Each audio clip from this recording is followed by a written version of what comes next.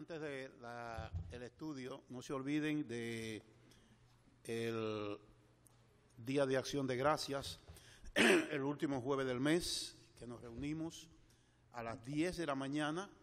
Ese día tendremos bautizos y también estará con nosotros el ingeniero Juan Manuel Pérez de la República Dominicana. Ya ha estado aquí, lo conoce muy bien, él va a estar aquí en esa fecha. Luego el miércoles, antes de ese día, el próximo miércoles, también ellos llegan el jueves, la próxima semana llega el hermano también Fernando Félix, que también lo conocemos aquí, así que van a estar ellos en esos días aquí con nosotros y esperamos pasar un buen tiempo escuchándolo a ellos, que son buenos expositores de la palabra de Dios. Así que voy a sentarme a aprender con estos hermanos. No se olviden, de 10 a 12 habrá comida a las 12 y luego de 10 a 12 el programa donde habrán bautismos. Bien, el tema que vamos a tener ahora, yo quisiera que me le pusieran mucha atención. No es un tema motivacional, sino es un tema de un análisis en cuanto a los 12 apóstoles. Vamos a ver sobre esto, qué vamos a hacer, cómo vamos a explicar esto. Yo voy a poner al hermano que me lea el libro de los Hechos en el capítulo 1 en adelante, hasta la ascensión del Señor Jesucristo. Hechos capítulo 1, del 1 al 11.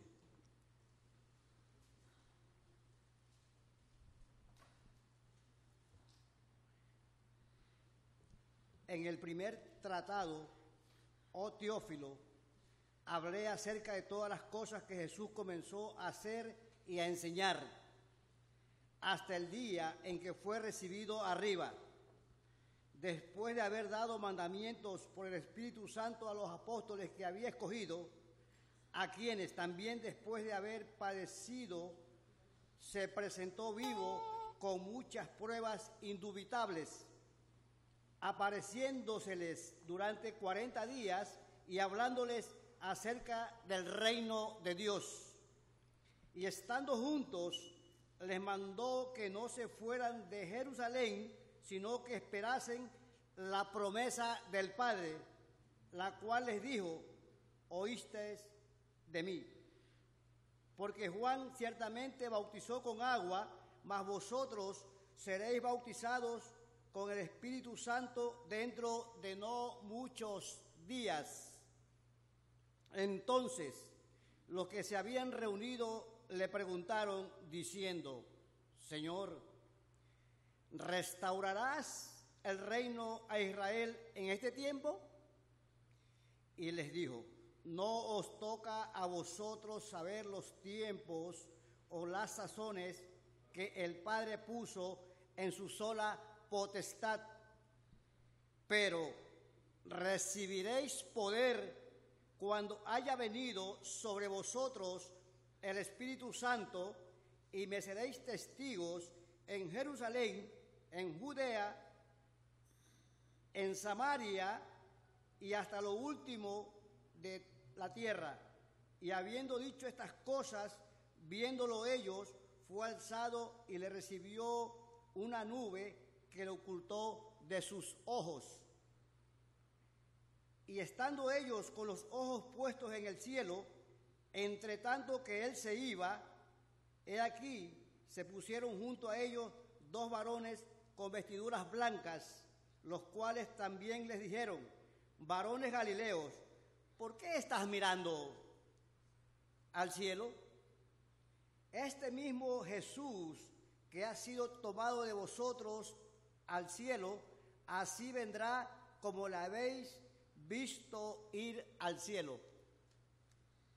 Muy bien, gracias hermanos por la lectura de esta porción de las Escrituras. Algunos informes que quiero darle. Y estoy trabajando mucho en esto.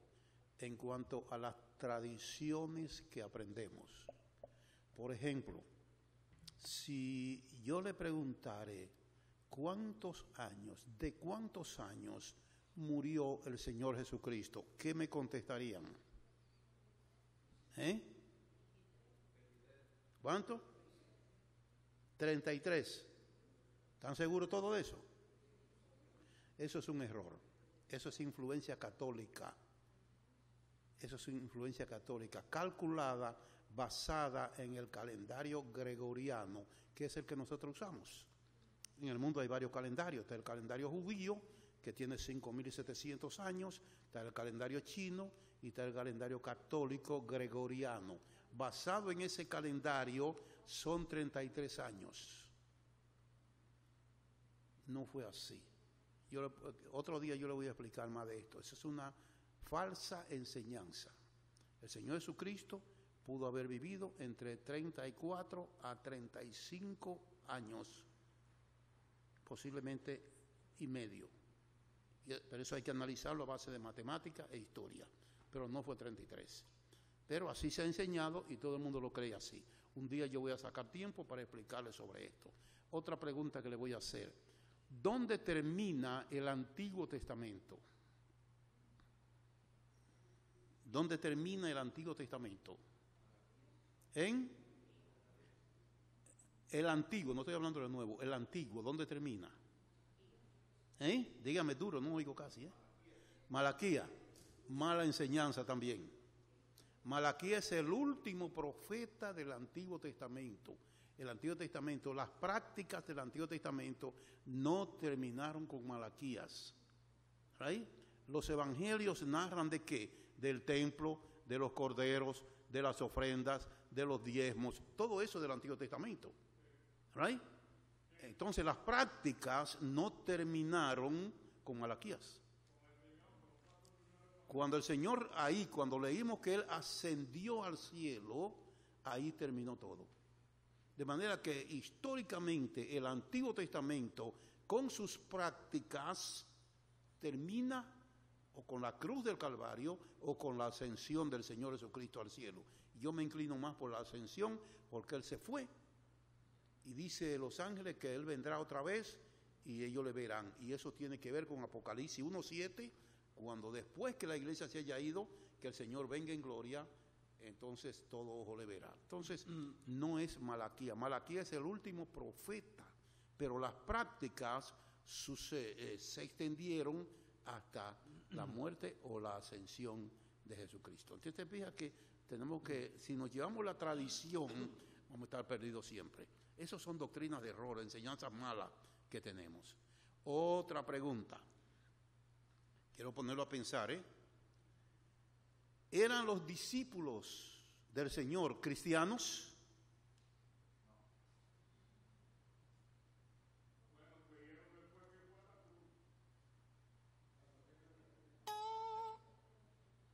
Ok, vamos a ver, ok. El Evangelio de Mateo, que pertenece al Antiguo Testamento, lo que dice, porque es escrito para los judíos, comienza hablándonos de Juan el Bautista. ¿Qué predicaba Juan el Bautista? Arrepentíos, porque el reino de los cielos se ha acercado. Eso está en el capítulo 3 de Mateo. El reino de los cielos se ha acercado. ¿A qué reino se refería Juan? Ahí está bien, ahí es otra cosa interesante. Juan se está refiriendo al milenio, ¿right? En el Antiguo Testamento, el tema central más importante que hay es el milenio. Los 1000 años que el Señor Jesucristo va a gobernar aquí en la tierra y será un reino político religioso con el centro en Jerusalén. Juan viene anunciando que ese reino se ha acercado. A Juan lo ponen preso y dura un año. En el capítulo 4, versículo 17 de Mateo, si el hermano lo puede leer, estando Juan preso, ¿qué dice allí? Mateo 4, 17. Desde entonces comenzó Jesús a predicar y a decir: arrepentíos, porque el reino de los cielos se ha acercado. Ese es el mismo mensaje que daba Juan el Bautista. El mismo mensaje, que el reino de los cielos se ha acercado. El reino que se venía anunciando desde el Antiguo Testamento y que Israel estaba esperando. En el capítulo 10 de Mateo, cuando el Señor Jesucristo, después de enseñar a sus discípulos, los convierte ahora en apóstoles. Discípulo es el que aprende, apóstol es el que es enviado. Mateo 10, versículo 5. En adelante por ahí. Mateo 10, versos 5 al 8. A estos 12 envió Jesús y les dio instrucciones diciendo: por camino de gentiles no vayáis, y en ciudades samaritanos no entréis, sino id antes a las ovejas perdidas de la casa de Israel, y yendo, predicad diciendo: el reino de los cielos se ha acercado. Sanad enfermos, limpiad leprosos, resucitad muertos, echad fuera demonios, y de gracia recibisteis, dad de gracias. Muy bien, ahí está. El Señor ahora los envía como apóstoles. Antes de ahí eran discípulos. Como apóstoles, que es el concepto de la palabra apóstol es enviado. ¿Vayan a dónde? No vayan a tierra de gentiles, no vayan a tierra de samaritanos, sino solamente a las ovejas perdidas de la casa de Israel. Es un ministerio limitado al territorio judío. ¿En qué consistía el mensaje? En el mensaje del reino. ¿A quién le fue prometido el reino? A Israel. ¿Se acuerdan? El ángel le dijo a María que el niño que nacería de ella se sentaría en el trono de David, su padre. El trono de Israel. Ese es el milenio. Ahora bien, el Señor Jesucristo anduvo con los apóstoles predicando este mensaje.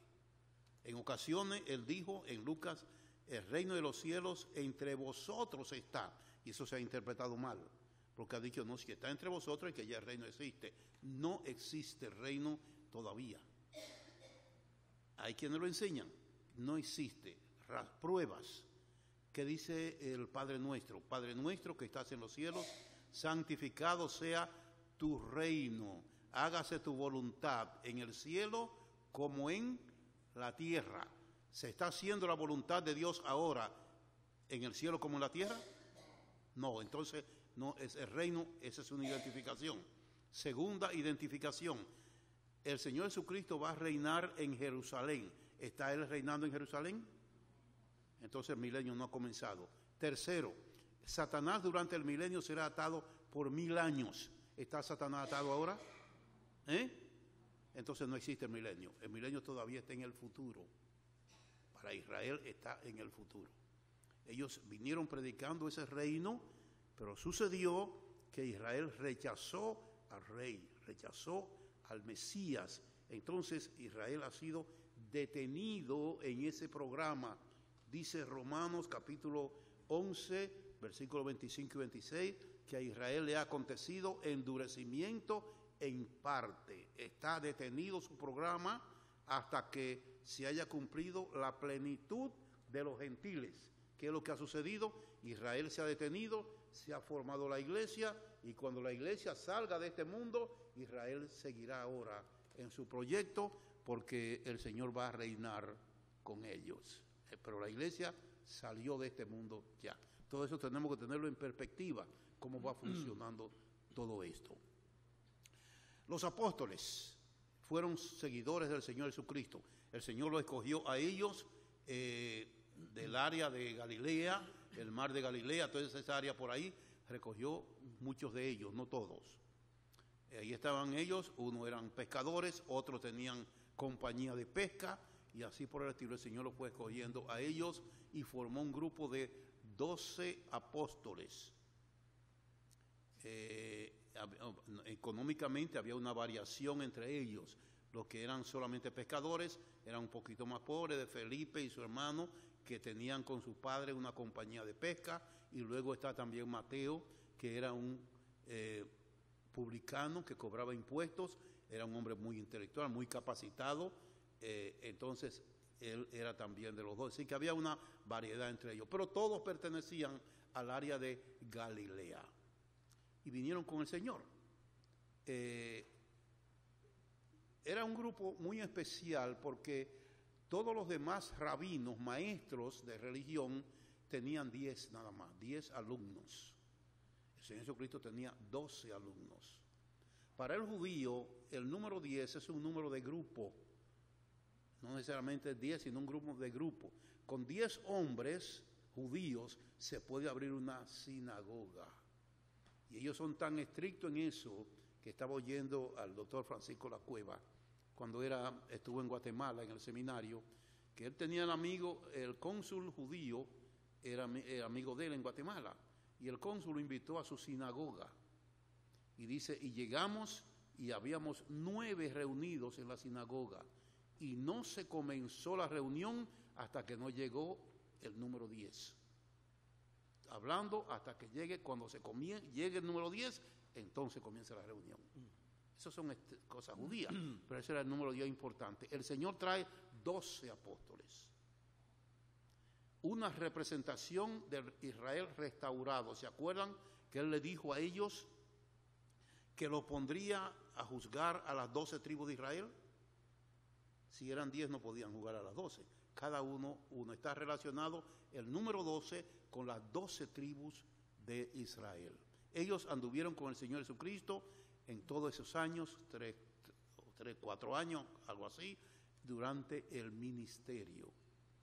Muchas enseñanzas se hablan de la consagración de los apóstoles, de las enseñanzas de Pedro, de que Pedro dijo tal cosa del Señor. Todo eso se dice muy bonito de los apóstoles. Vamos a hacer un ligero análisis de los apóstoles. El Señor Jesucristo forma su grupo y anda con ellos, predicando el reino de los cielos que se ha acercado. Para nosotros definir cuál era el concepto de los apóstoles durante el ministerio del Señor Jesucristo, tenemos que analizar en ese tiempo que el Señor anduvo aquí en la tierra, cuáles eran las circunstancias, las creencias religiosas que habían dentro de los judíos acerca del Mesías. Isaías 53 habla de un Mesías sufriente y luego un Mesías reinante. Y así era la idea en el Antiguo Testamento. Esa es la enseñanza de la Biblia. Pero habían creencias en Israel que el Mesías no iba a sufrir, sino que venía a reinar. Otros creían que él venía a sufrir, a morir y a resucitar y a reinar inmediatamente. Y otros tenían otro tipo de creencia en él, es decir, que habían varias creencias dentro del mismo pueblo judío. Los fariseos, que era un grupo religioso, que era el grupo élite, el grupo más destacado, que tenía que ver con el templo y todas sus actividades, decía que no había resurrección, que no habían ángeles. De manera que ellos no creían en un Mesías que iba a morir y a resucitar, porque para ellos no había resurrección.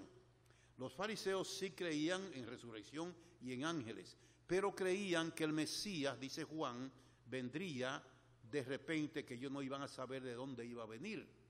Una vez en una discusión con el Señor Jesucristo le dijeron, el Mesías no sabemos de dónde vendrá, pero a ti sí te conocemos porque tú eres hijo de José el carpintero y te conocemos tus hermanos. De manera que tú no eres el Mesías. Porque ellos pensaban en un Mesías que viniera de repente y que lo que hiciera fuera liberar a Israel de la esclavitud de los romanos. Como Moisés lo sacó de Egipto, como Josué lo llevó a la tierra prometida, como David, todo eso. Así era la idea que ellos tenían de un Mesías que venía a reinar. La figura está en Daniel capítulo 7, versículo 13, donde ustedes encuentran allí el anciano de días que viene a poner su reino en la tierra. Esa era la idea de ellos. Pero ellos no creían que el Señor Jesucristo era el enviado de Dios, el Mesías. No lo creían. Podían creer que era el profeta. ¿Se acuerdan que los que iban camino en Maús decían, el profeta que nosotros creíamos que iba a liberar a Israel. Ellos creían en el Señor Jesucristo como el profeta, y eso estaba escrito en el Antiguo Testamento. Pero como el Mesías, enviado de Dios, no creían en él. Ahora bien, los discípulos salieron con el Señor Jesucristo. Los discípulos, vamos a comenzar diciéndole, que no creían que el Señor Jesucristo iba a morir, no lo creían. Usted se acuerda que cuando el Señor estaba diciendo a Pedro que sobre esta piedra edificaré mi iglesia, en Mateo 16, y después le dice que él tenía que ir a Jerusalén y que lo iban a sacrificar, que lo iban a torturar, que lo iban a hacer esto, que iba a morir y que resucitaría al tercer día. ¿Qué le dijo Pedro? Lo llamó a Pedro y le dijo, Señor, no vaya para allá entonces. Si te van a hacer eso, lo lógico es que no vaya para allá. Quiere decir que Pedro no creía que él tenía que morir. Y el Señor ligó eso con la idea de Satanás cuando lo tentó, que la intención de Satanás era que él no fuera al Calvario. Es decir, que los discípulos por ahí no creían que el Señor Jesucristo tenía que morir. Cuando lo agarraron preso, Pedro, que andaba con una espada, sacó la espada para defenderlo, que no lo hicieran preso, que no lo mataran, y le cortó la oreja a un soldado. Es decir, que no tenían la idea de que él venía a sufrir, ni que iba a morir. No creían los apóstoles en la resurrección del Señor, no creían. Él murió y ellos dijeron, bueno, vamos a pecar otra vez porque ya no hay más nada que hacer. Y fueron y se escondieron, y entonces el Señor tuvo que salir a convencerlos que Él había resucitado. Pero ellos no creían en la resurrección del Señor. Decían, no, unas mujeres por ahí andan diciendo que resucitó, pero en ese tiempo el testimonio de una mujer no valía nada, es decir, eso no significa nada lo que ellas están diciendo. Pero ellos no creían en la resurrección del Señor. ¿Qué dijo Tomás? Si yo no veo sus marcas y entro mi mano en su herida, yo no voy a creer. Es decir, que ellos no creían en la resurrección, ni que iba a sufrir, ni que iba a morir. ¿Dónde estaba el problema de ellos? El Señor usaba una palabra muy significativa, y era que Él iba a resucitar de entre los muertos, no de los muertos. Quiere decir, ¿se acuerdan que Marta lo dijo cuando el Señor le dijo, tu hermano resucitará? Y ella le dijo, yo sé que resucitará en la resurrección a los últimos días, lo último. Yo sé que va a resucitar. El Señor no estaba hablando de esa resurrección, que es de todos los muertos. Él está hablando de que va a salir de entre los muertos, y todos los demás muertos se van a quedar ahí. Pero ellos, dice Marcos, que ellos no entendían esta palabra. Muy bien, ¿cuáles eran los intereses de ellos al andar con el Señor Jesucristo? Vamos a ver si el hermano me lee Lucas capítulo 20 y versículo 20, por ahí a 24. Mateo capítulo 20. Mateo, sí.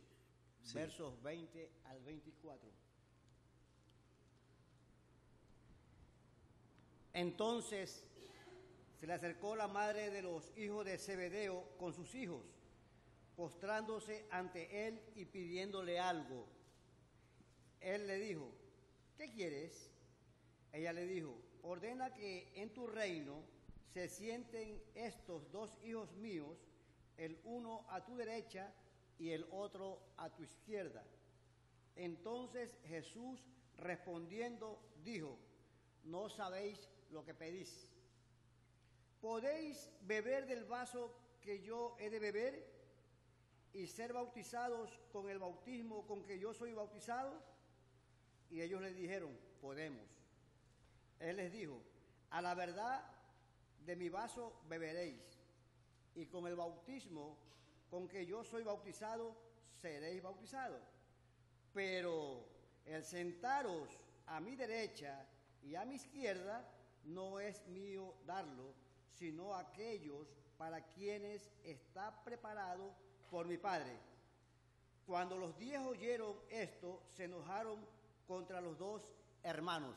Muy bien, ahí usted tiene una parte, si usted puede leerlo, creo que hay 4 o 5 veces en los evangelios que dice que ellos estaban interesados en adquirir una posición a la derecha y a la izquierda en el reino. Y esa era una preocupación de ellos, varias veces aparecen discutiendo esto. Aún el Señor estableciendo la cena en Lucas, ellos están discutiendo quién va a ser el mayor en el reino de los cielos. Y ya habían decidido 2 posiciones, por lo menos, que le interesaban a 2 de ellos. Y buscaron la madre para que fuera a convencer al Señor de que antes de cualquier otra cosa, que Él diera el decreto: a mi derecha y a mi izquierda van a estar estos 2 hermanos.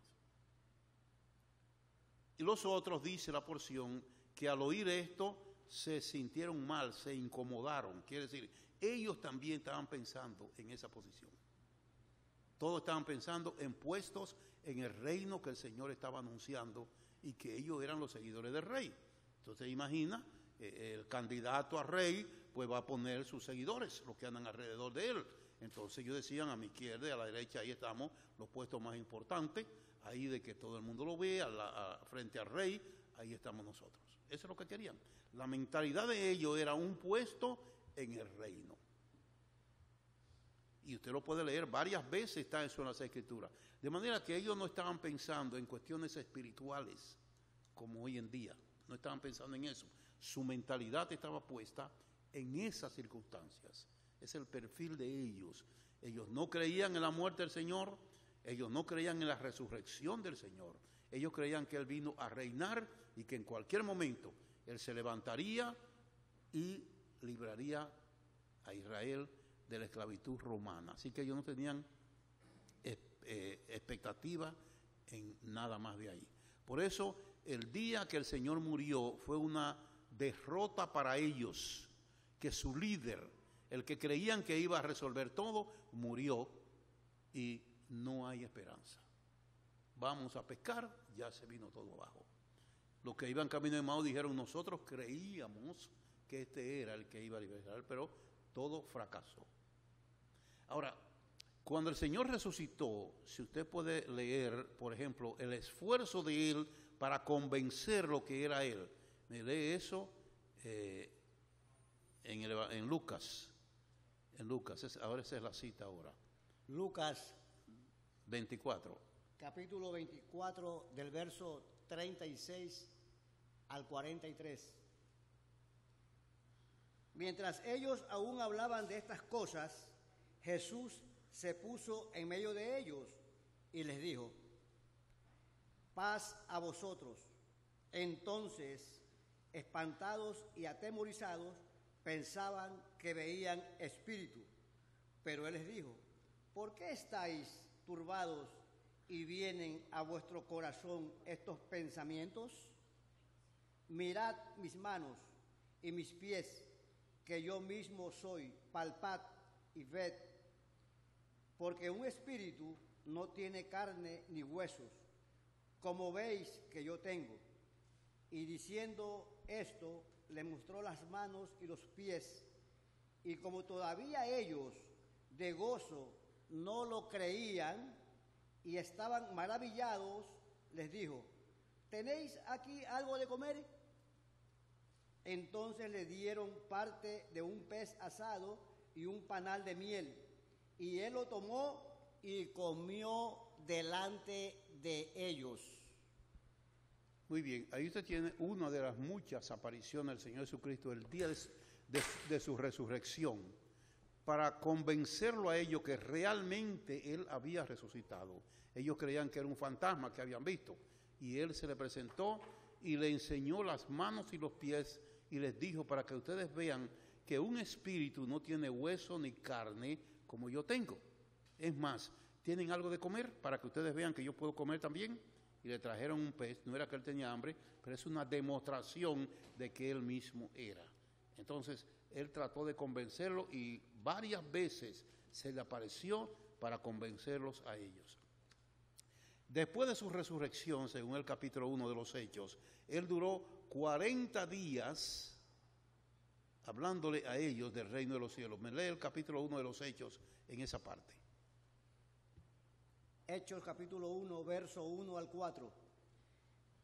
En el primer tratado, oh Teófilo, hablé acerca de todas las cosas que Jesús comenzó a hacer y a enseñar, hasta el día en que fue recibido arriba, después de haber dado mandamientos por el Espíritu Santo a los apóstoles que había escogido, a quienes también, después de haber padecido, se presentó vivo con muchas pruebas indubitables, apareciéndoles apareciéndoseles durante 40 días y hablándoles acerca del reino de Dios, y estando juntos les mandó que no se fueran de Jerusalén, sino que esperasen la promesa del Padre, la cual les dijo: oísteis de mí. Ok, ahí tenemos lo que el Señor le dice. Él duró 40 días después que resucitó con los 12 apóstoles, o con los 11, después que resucitó, enseñándole acerca del reino de Dios o reino de los cielos, que es la misma idea. Es decir, del reino que ellos venían predicando, enseñándole, le dio un seminario de 40 días sobre el reino de los cielos. Ahora, antes de él irse, mire la pregunta que ellos le hicieron. Léame esa parte. Hechos, capítulo 1, versos 6 al 8. Entonces los que se habían reunido le preguntaron, diciendo: Señor, ¿restaurarás el reino a Israel en este tiempo? Y les dijo: no os toca a vosotros saber los tiempos o las sazones que el Padre puso en su sola potestad. Muy bien, hasta ahí tenemos. Ellos, después que recibieron ese training, le preguntan al Señor Jesucristo, que ya va a ascender al cielo, antes de irte, dinos, ¿va a restaurar el reino de Israel? Lo que hemos venido predicando, ¿lo va a preparar, lo va a establecer ese reino? Todavía ellos están pensando en el reino. Y el Señor le dice: mira, aquí hay un problema. Eso está en la mente del Padre. Nadie sabe el tiempo en que eso se va a establecer. Y es interesante, cuando se le hacían esas preguntas al Señor Jesucristo, y está en Mateo 24 también, nunca Él la contestó. Nunca dijo en tal fe, sino eso es cosa del Padre, privado del Padre. Y le dice así: no hay que respuesta a eso. Y es que el reino, ahí se paró el proyecto del reino. ¿Qué es lo que le sigue diciendo en el versículo 8? Pero recibiréis poder cuando haya venido sobre vosotros el Espíritu Santo, y me seréis testigos en Jerusalén, en toda Judea, en Samaria y hasta lo último de la tierra. Muy bien, aquí hay algo interesante. Ustedes se acuerdan que cuando leímos en Mateo 10:5, Él le dijo a los apóstoles que no fueran ni a Samaria ni a los gentiles, sino exclusivamente al pueblo de Israel. En el capítulo 15 de Mateo, cuando la mujer sirofeniza fue y le pidió pan, Él dijo que no podía darle el pan de los hijos a los perrillos. Y Él mismo dijo ahí, el Señor Jesucristo, que había sido enviado solamente a las ovejas perdidas de la casa de Israel. Ahora aquí, ellos le preguntan que cuándo va a establecer el reino. Él le dice que no sabe eso, que lo sabe el Padre. Y le dice: pero recibiréis poder cuando haya venido sobre vosotros el Espíritu Santo. Y ahora se refiere a los Hechos, capítulo 2. Y me seréis testigo, ¿dónde? En Jerusalén, en Judea, ¿dónde dice ahora? En Samaria y hasta lo último de la tierra. Nótese que no le limitó el ministerio. ¿A quién? A la iglesia. A Israel, a los judíos sí, pero a la iglesia, que viene en el capítulo 2, no le limita el ministerio, sino que se lo extiende a todo el mundo. Los apóstoles todavía estaban con la mente puesta en el reino. Ahora bien, el Señor se fue al cielo y algunos días después, que Él ascendió, 10 días después, desciende en Pentecostés el Espíritu Santo. Y dice que todos fueron llenos del Espíritu Santo. Y Pedro, que había sido un predicador del reino antes, o sea, repitiendo lo que decía el Antiguo Testamento del reino, se para ahora con la experiencia nueva que tiene del bautismo del Espíritu Santo. ¿Se acuerdan que hay un versículo que dice que el que no tiene el Espíritu no es de Cristo? ¿Cuándo se recibe el bautismo del Espíritu Santo? En el momento de la conversión. Y si ellos ahí fueron bautizados, llenos del Espíritu Santo, quiere decir que antes de ese momento ellos tenían el Espíritu con ellos, pero no en ellos. Dice Juan 14:16, que el Espíritu Santo estaba con ellos, como en el Antiguo Testamento, pero no en ellos como sucede en el Nuevo Testamento. Entonces ellos no eran cristianos hasta el día de Pentecostés. ¿Qué pasó en la mente de ellos? Pedro, que era un predicador del reino, ahora se para allí y de momento recibe sabiduría y poder del Espíritu Santo para dar un mensaje diferente al que él daba antes. Un mensaje que él comienza a interpretar la Biblia, no a hablar historia de la Biblia, a interpretar. ¿Qué es lo que hace? Coge a Joel, capítulo 2, versículo 28, donde dice que habrá un derramamiento del Espíritu Santo y señales en el cielo y en la tierra y habrá juicio. Y ahora Pedro lo cita aplicándolo a la iglesia, pero no cita esos milagros del cielo y la tierra que vendrían con el Espíritu Santo. Es decir, que él citó una profecía dirigida al pueblo de Israel después de la gran tribulación y a la misma vez la hizo activa en la iglesia, pero sin los juicios que tiene Joel 2:28, que corresponden a Israel. Muy bien, y allí está Pedro interpretando un mensaje, la vida de David, las palabras de David, y luego aplicándola al Señor Jesucristo como el Mesías que Dios había enviado. Él no había predicado eso nunca antes. Ahora está en este caso. ¿Por qué? Porque tiene el Espíritu Santo que dijo el Señor Jesucristo, les revelará todas las cosas y tomará de lo mío y os lo hará saber. Y Pedro presenta un mensaje de corte evangelístico que toma el Mesías que estaba con ellos y lo presenta como el Mesías que Dios envió para salvación a todo el mundo. ¿Entiende? Pedro había hablado de eso. ¿Se acuerdan? Que ellos eran apóstoles que estaban escondidos porque tenían miedo. Ahora no. Ahora ellos salen y defienden las autoridades. Las autoridades le dicen, ustedes no deben predicar más en ese nombre. Y Pedro le dice, un momento. No podemos dejar de decir lo que hemos visto y oído. Ya no tiene miedo, pero anteriormente, 10 días antes, tenía miedo.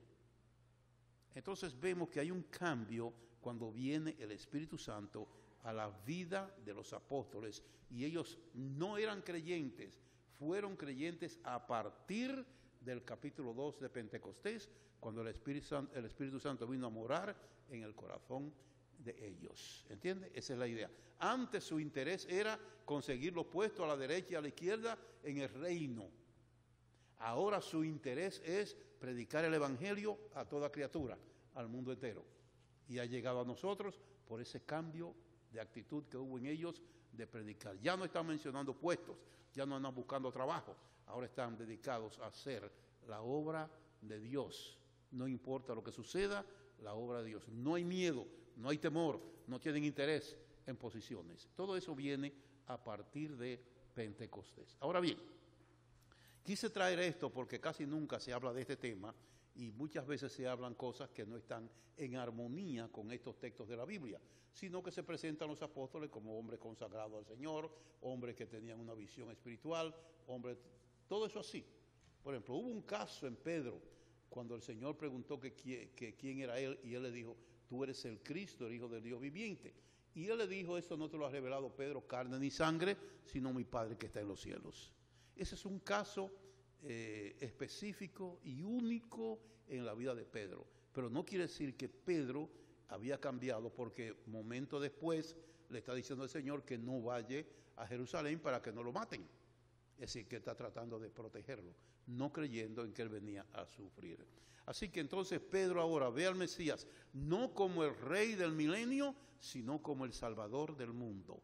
Y sale entonces a predicar en este sentido. Dios le entregó la llave del reino de los cielos y él lo abrió el día de Pentecostés, cuando casi 3,000 personas pasaron a formar parte de la iglesia. Y luego la usó el capítulo 10 de los Hechos, cuando fue a la casa de Cornelio, donde gentiles ahora entran a formar parte de la iglesia. Así que vemos un cambio radical en los apóstoles a partir del día de Pentecostés. Pero antes de ahí eran hombres interesados en cosas materiales, en posiciones que podían conseguir con el mensaje que ellos estaban predicando del reino de los cielos. No sé si alguno tiene una preguntita para esto, por ahí que no le haya convencido, que no esté claro. Pero quiero que vean que no es la tradición que hemos venido aprendiendo, sino que hay muchas cosas que hay que aprender que no es tradición, como se viene diciendo todo el tiempo, sino que hay que analizar a fondo y buscar la explicación de todo esto. Ahí hay muchas cosas más que otro día vamos a seguir estudiando. Vamos a estudiar la vida, cómo el Señor Jesucristo llegó a ese lugar de la cruz del Calvario, qué transcurrió durante su proyección, que tampoco se habla mucho de eso, ¿entiendes? Y así por el estilo. Y yo espero que esto lo motive a estudiar, a detenerse para estudiar con cuidado las Escrituras y aprender que hay muchas cosas que hasta ahora no la hemos conocido. Y yo soy el primero que reconozco que no la había conocido hasta ahora que me estoy disponiendo a estudiar más a fondo las Escrituras. ¿Entiendes? Así por el estilo hay que aprender esto. Voy a terminar con este puntito para que vean que es importante. José el carpintero, el padre del Señor Jesucristo, se llama padre putativo, o lo diríamos hoy en día más sencillo, padre de crianza, pero la idea es padre putativo del Señor Jesucristo. José el carpintero. Cuando nosotros oímos esa palabra carpintero, y se ha dicho así, es algo que no tiene como mucho valor. Un carpintero, una gente que hace por ahí, en esos pueblos pequeños, hace mesitas, hace cunas, hace tableplancha, eso sí. No, en ese tiempo, cuando se mencionaba en el área de Galilea, un carpintero era un hombre preparado para trabajar en madera, desde cortarla en el campo hasta venir a hacer arte con la madera.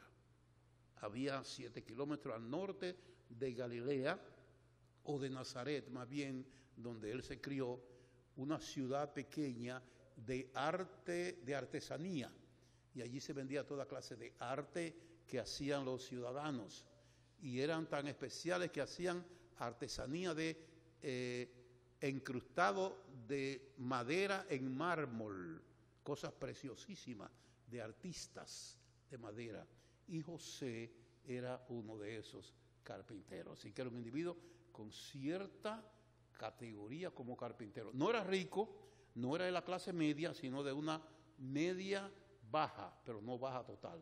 Tenía cierta forma de vivir y se supone que trabajando en esa ciudad, él podía sostener su familia y darle educación al Señor Jesucristo en una escuela que había ahí mismo, en esa ciudad de Nazaret, una escuela de rabinos. Y él posiblemente en esa escuela estudió, y José podía pagar los estudios del Señor Jesucristo en esa escuela. Eso no se dice, pero hay que estudiar la cultura de ese tiempo para saber qué era lo que estaba sucediendo y no comenzar a decir muchas cosas que se dicen que José, no, era ese tipo de persona y un hombre muy educado.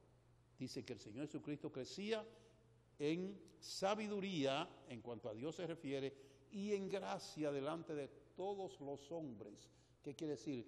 Que él recibía una educación en su casa y tenía relaciones con las personas y le era agradables a ellos la educación que le ofrecen los padres a los niños en su casa. Y el Señor era educado porque sus padres le enseñaron educación y entonces crecía en gracia con todas las personas que les rodeaban. Todo esto son detalles, hermanos, importantísimos para entender lo que sucedió en los tiempos de Jesucristo. Hay muchas cosas más que podíamos hablar sobre eso, pero quiero que entendamos que hay más de lo que hemos aprendido tradicionalmente en la vida del Señor Jesucristo y su ministerio, y los apóstoles también. Si no hay preguntas, vamos a terminar, pero que esto le haya interesado para que sigan investigando lo que sucedió en esos tiempos. Vamos a orar. Padre Celestial, te damos gracias por las bendiciones y las riquezas de tu palabra. Cómo nos enseña estas cosas tan interesantes para entender lo que el Espíritu Santo quiere enseñarnos a través de las Escrituras y muy especialmente lo relacionado a la persona del Señor Jesucristo. Gracias por el día, por lo que hemos podido hacer y gracias, Señor, también por lo que podemos descubrir en tu palabra que es de bendición para nuestras vidas espirituales. Bien, gracias en el nombre de Jesucristo. Amén. Que el Señor